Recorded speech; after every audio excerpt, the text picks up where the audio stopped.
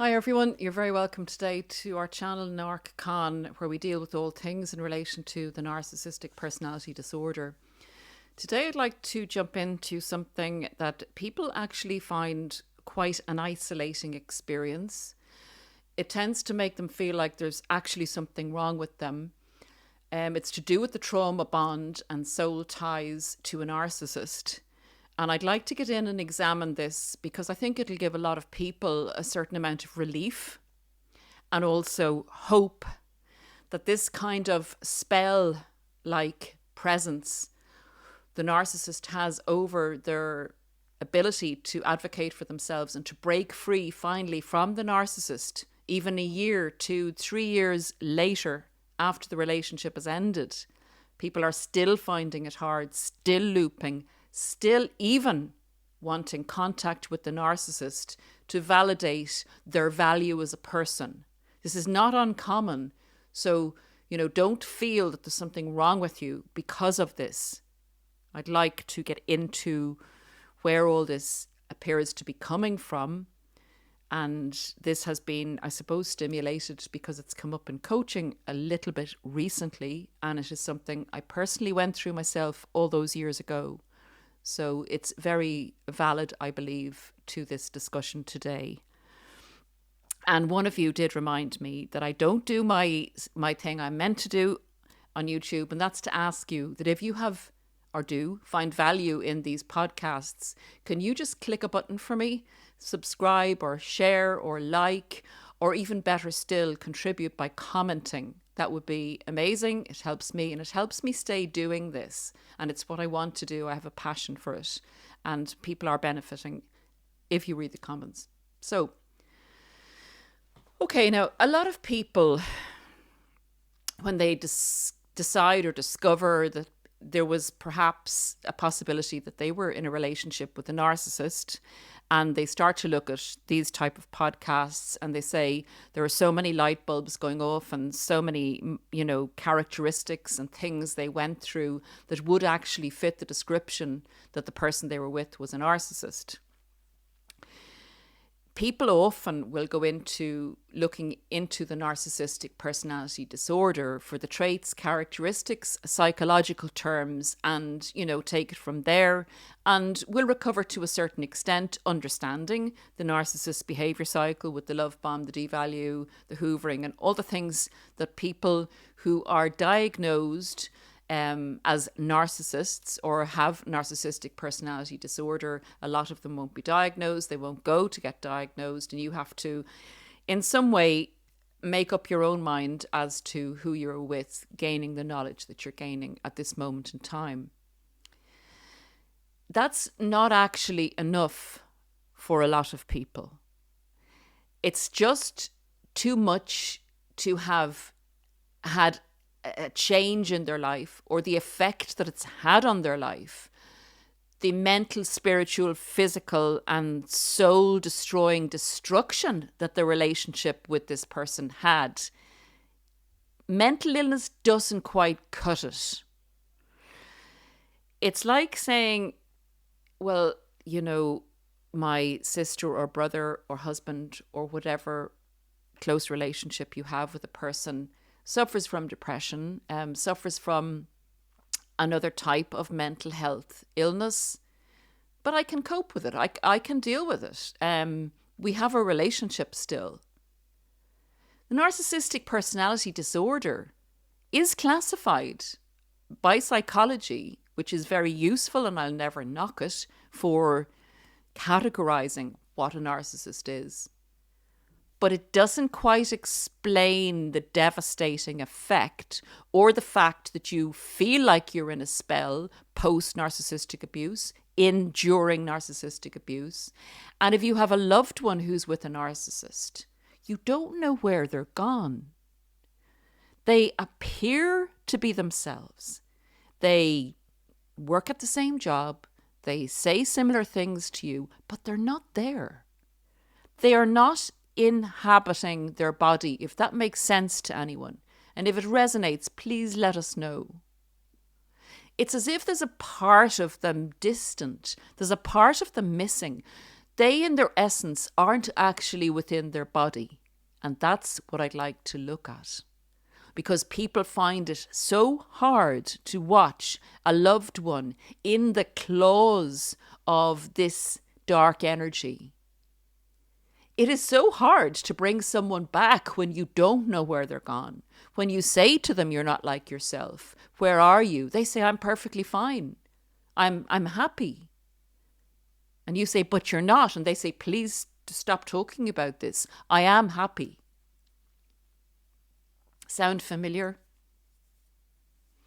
So I want to cut this down into various sections, and let's throw some more light on it. It needs to be discussed, in my opinion. It needs to be not brushed under the carpet as being, clinical and, well, that's the effect narcissistic abuse has on you. If as well, your mind is the type of logical, analytical mind, and you prefer not to look at energy sources, woo-woo stuff, even spiritual stuff, and definitely not talk about demons or demonic, things. That's just way too woo-woo for you.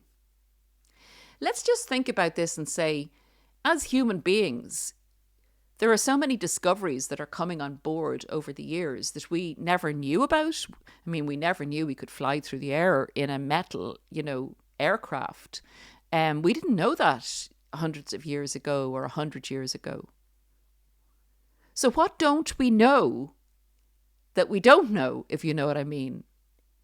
Keep an open mind about this as to the bigger picture in relation to what might be going on with the effects of narcissistic abuse on victims and targets. Because I believe, were we to live long enough, or for generations to come, the sixth dimension, the other dimension, will be more fully embraced. And I think people will understand more. They already do in a spiritual sense with religions, man-made religions, women-made religions, traditional religions. But at the same time, I really believe there is a sense outside us and a much bigger picture that is actually living, that is a thing. So sorry for whittering on about that. Let's get into why that could be a possibility and how to address it, particularly when we have a loved one who is entrapped with a narcissist, or we ourselves feel we can't break the trauma bond or the spiritual tie to this person who we know is not good for us, who we know is out to destroy us, who we know has done us damage. Yet we can't stop wanting them, loving them, thinking about them, and hoping that they may make contact with us. I know that's not everyone's experience, probably at this point in time, but it may have been at one stage. I believe that the narcissist is a spiritual criminal. I believe that they perpetrate crimes against humanity in that they try to destroy a person's humanity in order to feed off their energy. What is most spiritually criminal about these individuals, and as I say, don't hate the individuals, but hate their behaviours, is that the crimes are very hard to prove. Again, the devil works, or the bad energy or the darkness works in mysterious ways. But this is so succinct, so subtle, such a slow process of abuse that it is pretty unfathomable that it should have been created in this way, that it is nearly undetectable or hard to pinpoint, and definitely hard to explain after you've come out of the relationship as to why you can't function, why you're so devastated, and why you can't even make a simple decision. Try explaining that, go down to the police station or whatever and say, I want to make a report. I've been narcissistically abused. Is this a crime? Because my soul is murdered. My spirit is murdered. I'm not functioning the way I used to function. Something has been robbed from me. Something has been destroyed, murdered in me. I don't know where I've gone or how to get myself back. And they say, well, I'm sorry, Paula, but we don't have that listed as a crime. And can you give us examples and can you prove it? It's a perfect crime, isn't it? It's a perfect spiritual crime.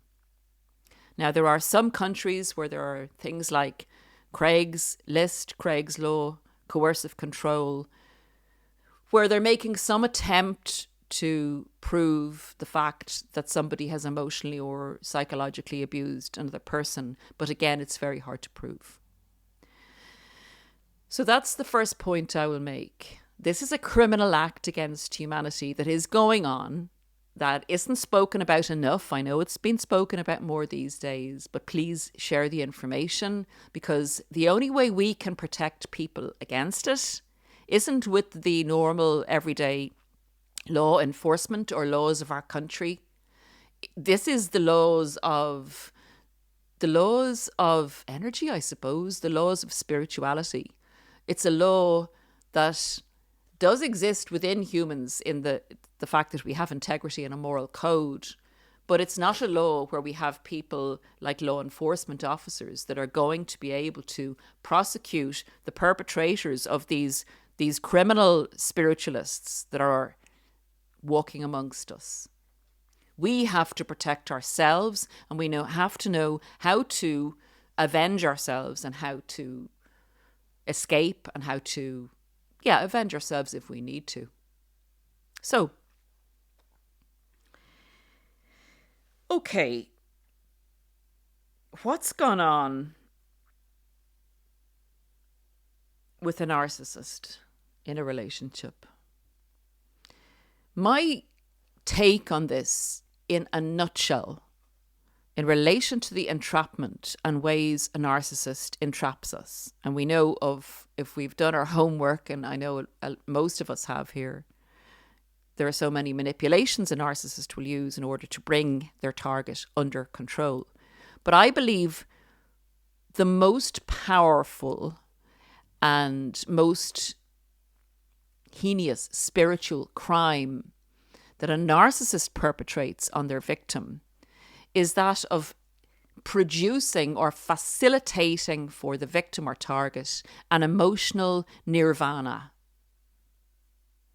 They facilitate your dream, the love that you always craved and wanted, the focused, customized attention on you as an individual, the space for you to solely experience the depths of the emotions that you're capable of in a short, intense period of time in the love bombing stage. They give you highs and connect you to your emotions, even to your better spirit, in that they allow you to be the best version of yourself. And you, instead of falling in love with yourself at this stage, you fall in love with the narcissist, because the narcissist has facilitated that actual self-actualization, or there are different terms for it. But I call it a heavenly experience that you've maybe never had before. Of course, having created that and you associating the narcissist with creating it, and then the narcissist pulling back and breadcrumbing that experience back to you and grooming you to negate yourself, grooming you to accept things you wouldn't normally accept, to lose your sense of self-advocacy, to challenge your integrity and to challenge your moral compass, in that you want that nirvana back again and you associate it with the narcissist.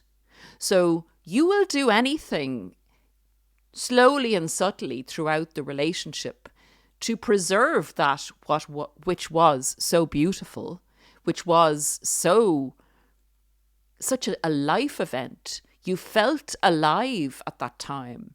because all of your emotions and who you actually had the potential to be was actualized, just it was actualized in association with the narcissist.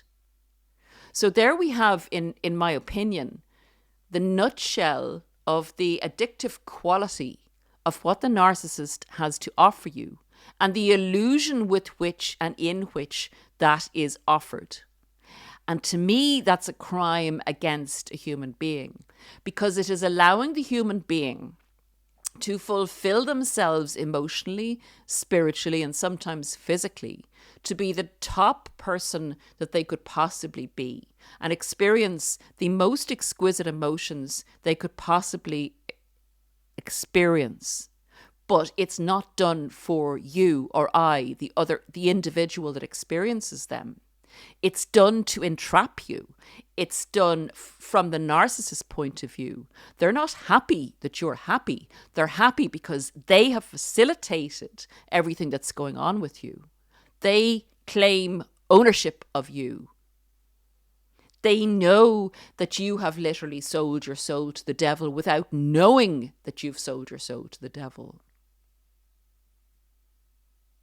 They want to rob you of yourself so that they can then harvest you and use you to provide for them, to steal it from you, surreptitiously, and you still don't know that's going on. That to me is daylight, nightlight robbery of a person and a torture to them because they don't know that the narcissist has their soul in their claw-like grasp. The narcissist knows. Their family and friends know that something has changed, that you have gone into another dimension spiritually.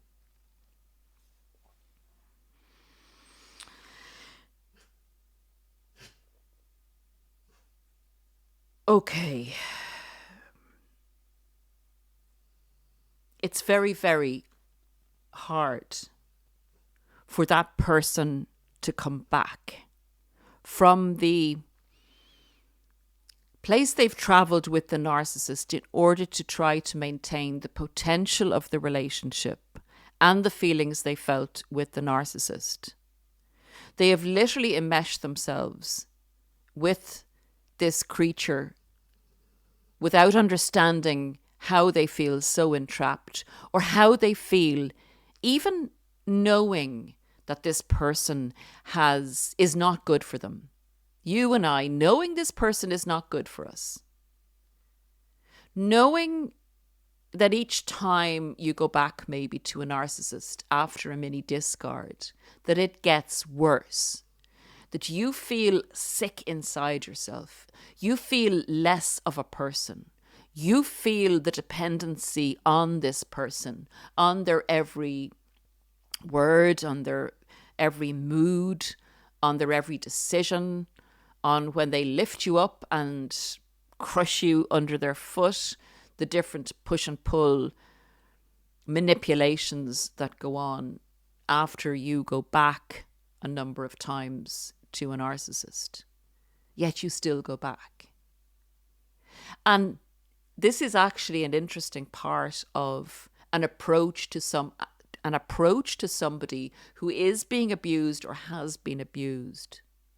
The approach is actually one way to point out the fact that a person's abused, but not to harp on that. The person knows. You know inside. You know that this isn't love. Yet you can't seem to escape the grasp or the draw to this person, the fact that you feel attached to them. They feel like you, and of course they do, because they facilitated you. They attached you to them. Yet slowly they are siphoning you out of yourself so that you're in them, and you feel that. You feel you've lost yourself. You feel they are your reason for being because they've taken so much from you, but you can't quantify it. You can't go and say, this person has stolen me. This person has stolen my spirit. I don't know where I am anymore. I don't know who I am. You are, in my opinion, in a spiritual fog. And literally that's a fog that you can make out figures, but you don't know where you're going. You just know that you need to follow the dim light that's ahead of you and keep going somehow. But it's confusing. That's the best way I can describe it. You're functioning as a person, you're going to work, you're chatting to people, but you're not there.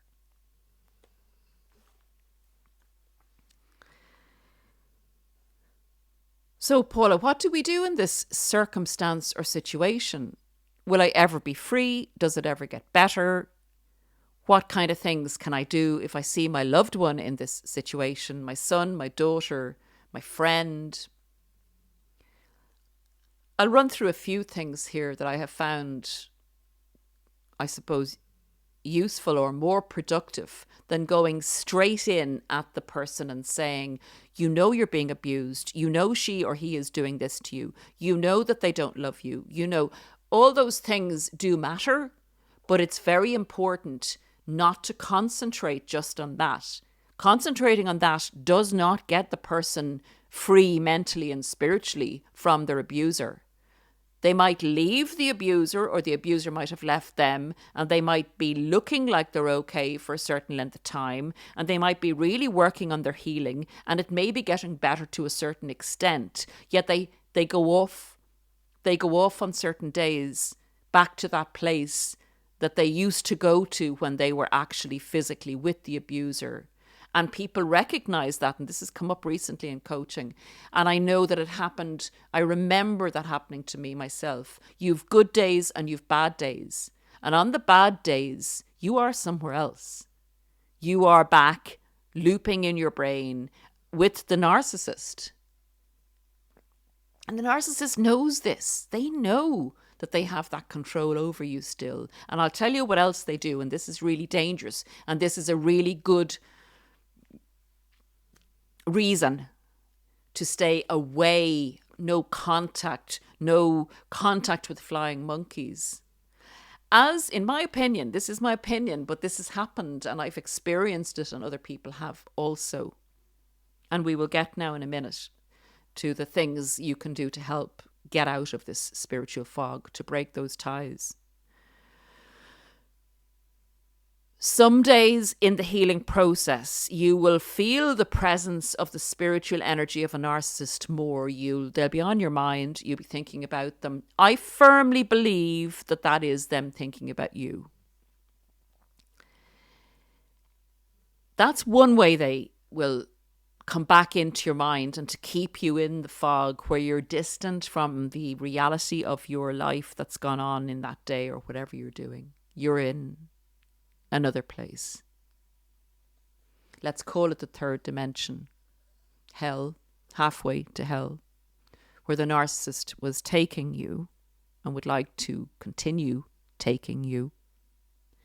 The narcissist then makes contact or sends a flying monkey in, or it gets so bad that you break your no contact. The minute you hear information about the narcissist or meet somebody they know, or there's a mention of the narcissist, everything in your head fires up again. And the groundwork you've done to reframe, to get reality back, to bring yourself, land back into your body, is damaged. Because everything that the narcissist put into you, like tentacles in your brain waves and thoughts, are reignited. It is essential to get every last tentacle, every last wire plug, every last neural pathway overwritten. That program the narcissist put in your head, for want of modern terminology, needs to be removed. And an antivirus software needs to be implanted in your head by coming back into yourself and cutting that energy, so the narcissist has no access to you in any of the realms, the physical realm, in the psychological realm, in the spiritual realm, particularly in the emotional realm. So to break away and to feel more yourself, or to encourage a loved one that has, say, been discarded by a narcissist, and I call that being blessed by heaven, to give them the opportunity to come back into themselves and to pull their soul back from whence it went. Doing something new, and this is challenging, on their own, or you with that family member, creating something new is vital. And that seems like so minimal, but that is vital.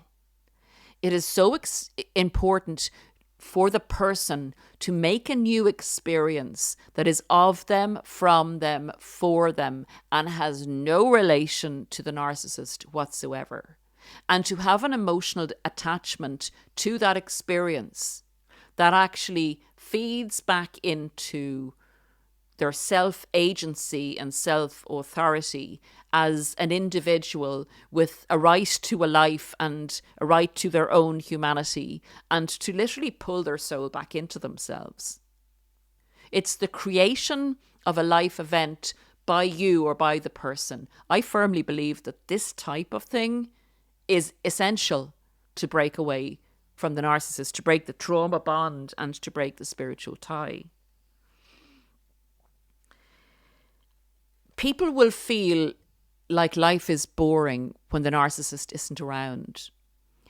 And you will actually miss, subconsciously, I believe, the drama of being with the narcissist as much as you will enjoy the peace and be revived by the peace of not having that stress or the adrenal exhaustion or the cortisol in your body where you don't know what's going to happen next. You will actually, for a time, have to re-regulate yourself, and you will miss the drama of the intense feeling the narcissist can provoke in you by an experience with them.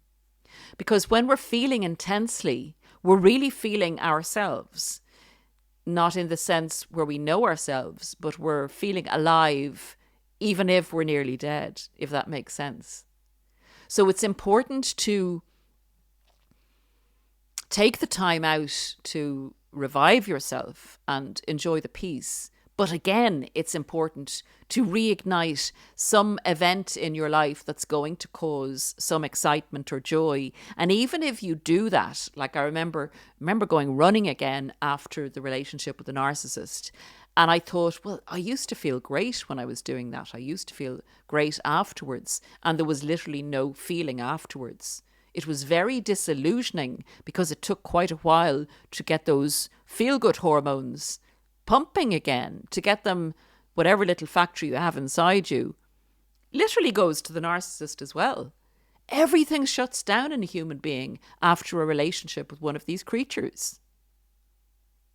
So something exciting, something that's of you, needs to replace the negative drama with positive drama or positive excitement, if that makes sense. I also believe that the contrast of your character with a narcissistic individual's character can actually, when you're in the relationship and the memories of the relationship, can make you feel more alive, can make you feel more of your purpose, even if you're fighting for your purpose or you're reneging on your purpose in order to accept the narcissist's breadcrumbs of affection and future faking and hope of love and hope of feeling like you felt in the beginning of the relationship. When the narcissist isn't around, you kind of wonder, well, who you are, because when the narcissist was around and did despicable things, you knew that you didn't like them. So you had a high feeling, an intense feeling of what you did like, who you were, and what your moral code was. And then it was usurped. So it's confusing. With the narcissist, you did know what your moral code was, but you gave it up in order to maintain the relationship with the narcissist, etc., etc. And they tempted you with what you were then addicted to in order for them to usurp your soul and your spirituality.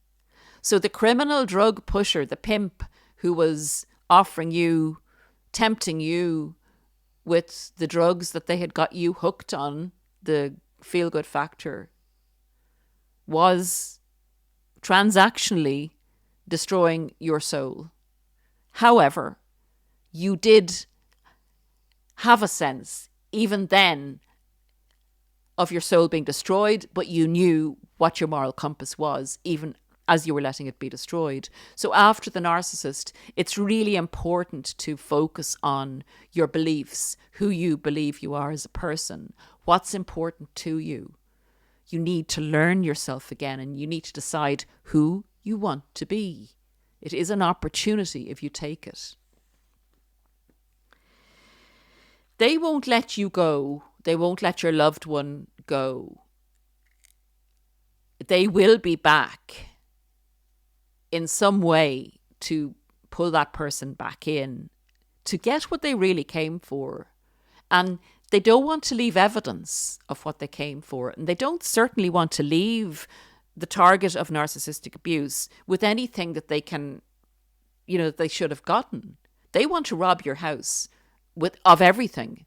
They don't want to leave goodies in the kitchen that they could have got. So they'll come back until you're empty, until you no longer exist as a person, if you allow it.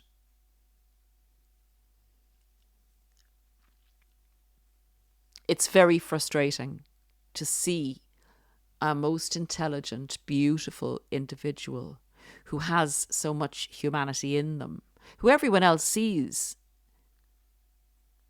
Everyone else sees that empathy, that love, that potential. Yet they can't believe this person was with this narcissist for so long. It's extraordinary. And tell me that somebody who suffers from a mental health condition or disorder, tell me that it's a psychological disorder that has that effect on another human being. I can't see it as purely a psychological disorder. I believe, I'm sorry, of anyone that doesn't agree, you are entitled to not agree. But having experienced the darkness, having experienced being in the fog, and then one day realizing, I laughed at something and I remembered I'm still here somewhere. My thought processes are still mine. It's just a case of regrowing them and coming back and pulling back everything that I gave away of myself. It's still there.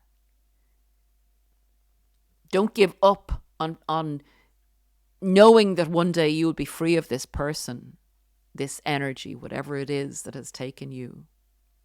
And the last thing I will say on this subject is,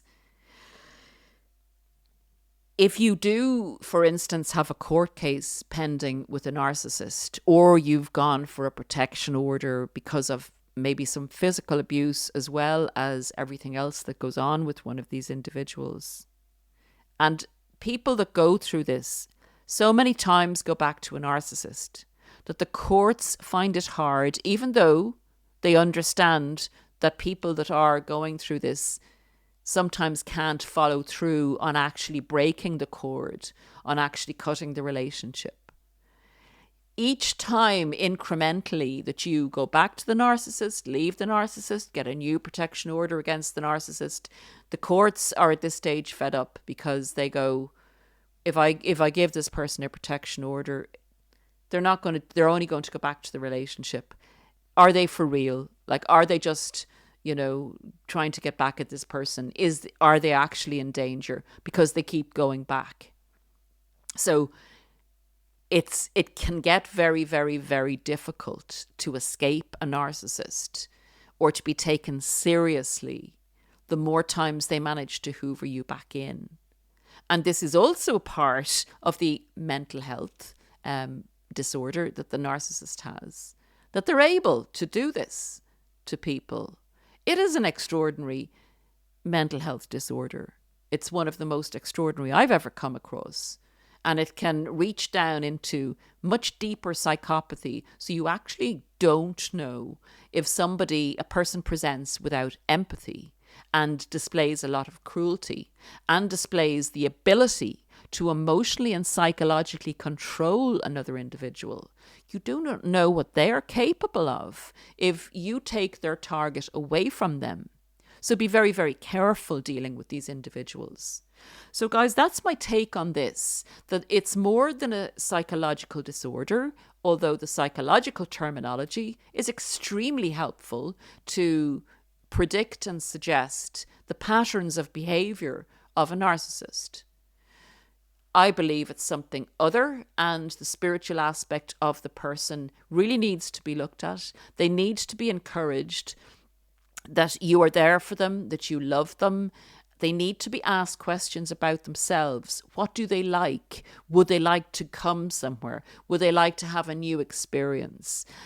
What are their dreams? What do they think they would possibly like to go? Get them away on a vacation if you can. Whatever you can do to reignite your loved one, to bring them back into their soul, or to bring their soul back from the travels that it's on from time to time. Have patience. Continue to love. If they happen to go back, be there for them in a non-judgmental sense. They will come to their senses, hopefully, and have the strength to leave that soul tie with something other than that is human. Take great care of yourselves. Bye for now, and I will see you again, hopefully soon, for another podcast.